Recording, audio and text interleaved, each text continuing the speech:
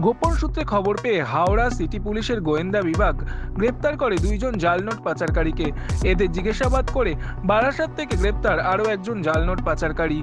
বারাসাতের দত্তপুকুর থেকে রাহুল বিশ্বাসকে হাওড়া সিটি পুলিশের গোয়েন্দারা গ্রেপ্তার করে। তার থেকে 1,86,000 টাকা মূল্যের জাল নোট উদ্ধার করা হয়েছে। আজ তাকে হাওড়া আদালতে পেশ করা হয়। তাকে এবার হাওড়া আদালতে পেশ করা হয়। তদন্তকারীরা পুলিশি হেফাজতের আবেদন করেছে।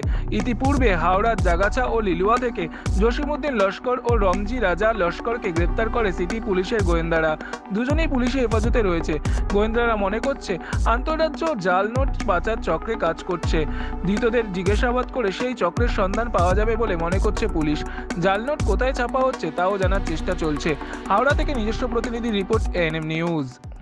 আরও খবরের আপডেট পেতে সাবস্ক্রাইব করুন আমাদের ইউটিউব চ্যানেলটি আর বেল আইকনে ক্লিক করুন নোটিফিকেশনস পেতে।